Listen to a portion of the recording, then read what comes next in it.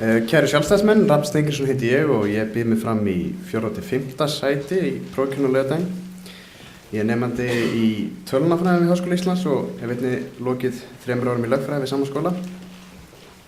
Ég hef tekið þátt í starfi Sjálfstæðisflokksins frá því að ég var í menntaskóla. Ég var kjörinn í stjórn SUS árið 2009 og seti í framkvæmdastjórn frá 2012 og nú annar varaformaður sambandsins og sé útgáfustarfsemi fyrir sambandið. Ástæðan fyrir ég býð mig fram í raun bara svo að ég hef brennandi áhuga á borgarmálunum og held að borgin og samfélagið allt standi í raun og veru ákveðum tímamótum sem eru mjög spennandi. Að minnsta kosti ég í raun og veru bara guðslefandi fegin að vera upp á þessum tíma. Ég held að það hafi aldrei í mannkynssögunni verið skemmtilegt að vera á lífi við upphaf þessa breytingaskeið sem að upplýsingatæknibyltingin mun hafi fyrir með sér. Það hefur sjaldan verið jafn mikið nýsköpun og akkurat núna. Þeir sem eru að hefja sinn háskólaferil í dag eru mjög líklega að mennta sig fyrir störf sem eru ekki einu sinni til í dag. Störf sem eftir að finna upp. Það skapast til að mynda 1000 störf á ári í hugbúnaðargeiranum. Það eru 10.000 störf á ári. Og flest þessara starfa munu að öllum líkindum verða í Reykjavík. Þannig að Reykjavík í dag miðpunktur þessara atvinnusköpunar. Ferðaþjónustan, hugbúnaðargeirinn og önnur nýsköpunarfyrirtæki eru allt atvinnugreinar sem að munu vonandi vera stoðgreinar í íslensku atvinnulífi á komandi árum. Við þurfum gott og öflugt borgarsamfélag til þess að styðja við þessar atvinnugreinar. Verðmætasköpun og atvinnulíf nauðsynlegt til þess að halda uppi góðu borgarsamfélagi. Og út af þessu öllu hefur það aldrei verið mikilvægari nú að sjálfstæðisstefnan lága skatta, einkaframtak og einstaklingsfrelsi verði höfð að leiðarljósi við uppbyggingu Reykjavíkur. Á komandi kjörtímabili verður líka mjög mikilvægt að lækka skatta, að lækka útsvarið, lækka fasteignaskatta, helst afnema þá ef við getum. Taka til í rekstri.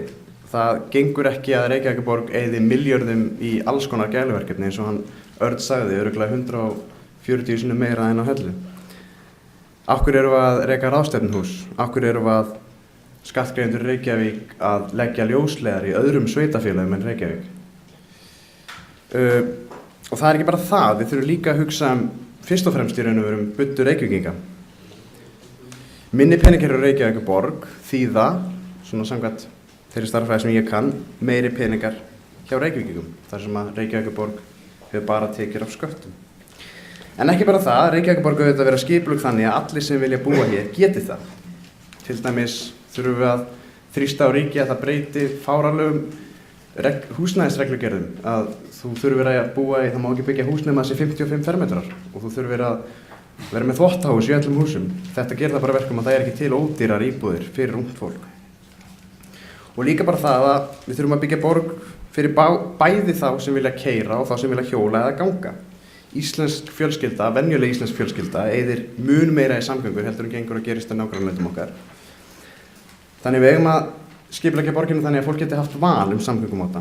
Að hver fjölskylda þurfi ekki að eiga 2 bíla.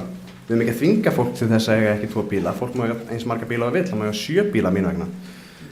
En það snýst að það sé möguleiki fyrir fólk að eiga bara 1 bíl eða jafnvel engan. Það sé möguleiki að hjóla að ganga. Og hvernig gerum við það? Við gerum það með því að þétta byggð, með því að skipuleggja hverjum þannig að það sé stutt í verslun og þjónustu. Og því markmiði verður aðeins náð með því að þétta byggð til þess að verslun og þjónusta geti þrifist inn í hverfunum. Sjálfstæðisstefnan snýst frelsi, ekki bara í viðskiptum, heldur líka í persónulegum málum.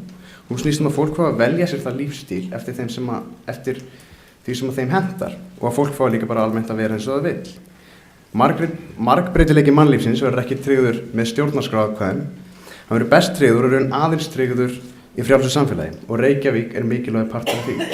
Takk fyrir.